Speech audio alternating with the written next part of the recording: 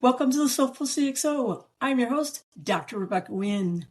We are pleased to have back with us today Terry Grafenstine, the Chief Audit Executive for Pentagon Federal Credit Union. Terry is the 2025-2026 past chair for the Global Board of Directors of the IAA, recognized as one of the top 10 audit thought leaders of the decade, inducted into the IAA Hall of Distinguished Audit Practitioners, and has held numerous leadership roles to support auditing, accounting, and information technologies professions for the AICPA and Osaka. She speaks globally on a wide range of subjects, including cybersecurity, internal auditing, accounting standards, resilience, leadership, and risk. Terry, it is so great to see you again. Welcome back to the show. Great to see you as well. And thank you for asking me to be on. You know, one of the challenges that when I speak to other CISOs out there that we're running into, they should be doing better security hygiene, privacy hygiene, compliance hygiene, because let's face it, they're trying to keep the doors open, data flowing so they can, they can still even have a business. And now they're kind of chasing their tails because you're like, holy crap, Batman, my typical saying, there's a lot of things that aren't shored up. And then obviously we're taking a lot of personal risk as well, because you don't want those to get breached, and balance your integrity as an individual in the profession at the same time. What do you usually mentor and tell people how we manage that in today's world? Yeah, I work in a highly regulated environment. Going light is not an option.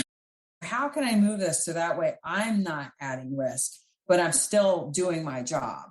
And so the other thing I would say is that as an auditor and even security professionals, we all get pressured at some point by somebody saying, you guys, you want me to do all the, if you're a security person, you really want me to do this extra security thing. And do you understand how I got to get my job done? And you security people are such a risk to me. Or auditors, coming in and auditing this, it's I have all these really important things to do. If you come in and audit this, you're going to ruin the world. I mean, and the thing is, and the first reaction is, I don't want to be the person who ruins the world. I don't want to be that person. I want to be liked. I want people to like me.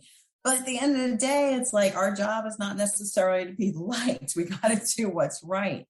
But you have to balance that. We don't want to be zealots. We don't want to cloak ourselves in this thing where, this is the right thing.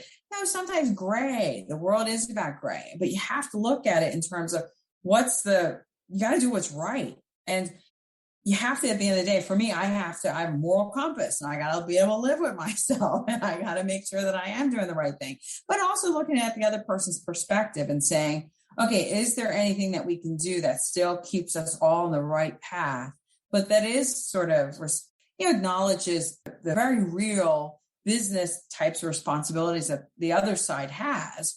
And can we strike a balance? Can we move things a month? Can we scope this part out and maybe look at it in 2 months? Or, a lot of it's about how you scope things and the timing of things. So that way you're not crushing your organization, but you're still doing the right thing. Have you found over time a way to communicate really what the security risk posture is to the organization, even from an audit perspective, an effective way to actually communicate that effectively to the executives? Have you found any golden nuggets that way? Because we're all looking for. Yeah, sure. That's a great question. I would say that with most really senior executives, bottom line up front, just tell me what the answer is. I know when somebody's briefing me and it's they think they're going to tell me a mystery novel, and at the end they're going to tell me the butler did it. It's just tell me right now, did the butler do it? We can go chase him down, together. But a lot of times they want to tell you, security people and auditors are very similar.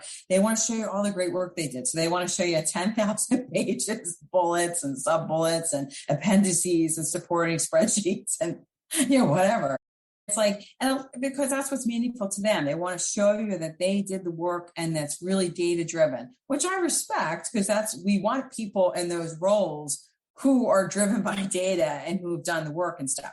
But you got to be able to summarize it. So that way you're telling your stakeholder, your very senior person, that this is what they got to worry about. And this is either how we're fixing it or how I need their help.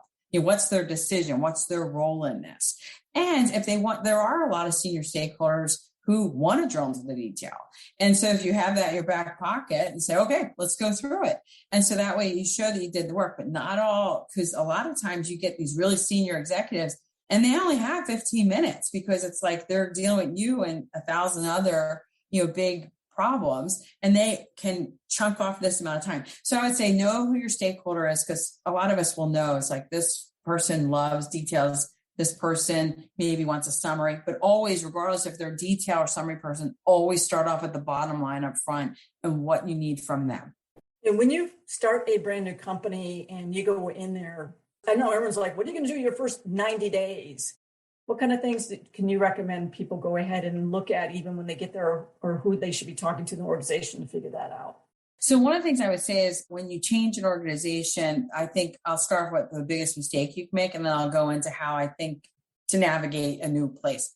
Biggest mistake is to come in and think you know all the answers and you want to change everything before you actually even know where the ladies' room is or the cafeteria. It's like, I don't even know where the cafeteria is, but I'm here, I'm going to fix everything. It's like, wait a minute, who are you?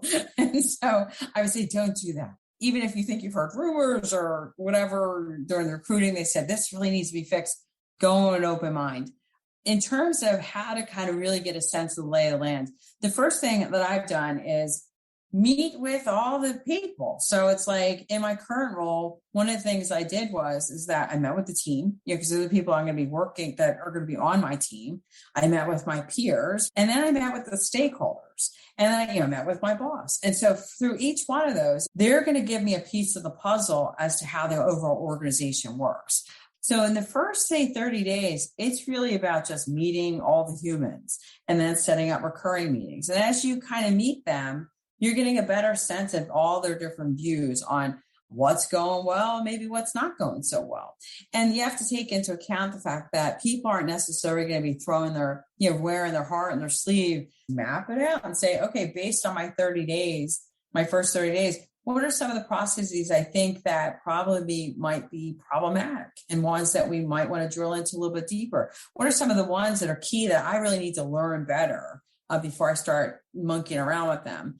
And then you go into sort of technologies. What are some of the things I need to do from a tech perspective and to really kind of make sure we're leveraging these things? And do I have the appropriate tools for my team to be successful? So it's like humans first, and then be very methodical and systematic about really kind of plotting down your observations. With that, we said high pressure, a lot of things to analysis, everything else. How do you recommend people really balance burnout? Because that's one thing, it's easy then when you do start new jobs where you end up like you're pulling in 60, 70, 80, 100 hours and it seems like you're going 24/7. And the next thing you know that, you're beyond burned out and then you got problems. How do you recommend people handle that? And how do you recommend as a leader to watch out for that with their key people? Because you never want to lose key people because you didn't pay attention that they were burning out. No, I think that's a great question. Thank you, Rebecca. So from my personal experience, I think there is a time that you need to probably double down and understand that when you're first getting into a place, it's probably not a 40-hour week. I don't think it's ever a 40-hour week job if you're at a certain level in a company. But when you first start somewhere, absolutely not a 40-hour week job. I think when I started my current role, I think the only time I wasn't working was when I was actively asleep, initially. But that's more about me than it is about what was being demanded of me. But it was more about me. I needed to read everything. I wanted to make sure I understood everything because I didn't want to change stuff unless I really understood what it was, what the current situation was. So, but that should be like sort of a defined period of time, right? But then after that, you need to kind of start setting boundaries. So, what are those boundaries? Because if you are all just living work and your kids don't know who you are, your partner doesn't know who you are, it's like, well, what am I doing this for?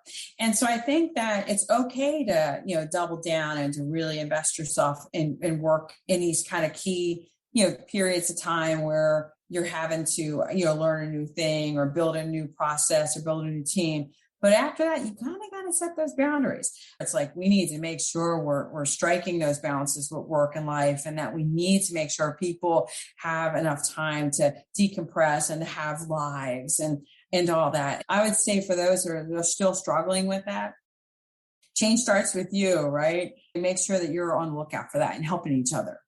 Thank you. And thank you for reminding us the humans. I tell people, you can lose good people just because you have a caring heart first and see what's going on. Terry, our time's run short. Thank you, Rebecca.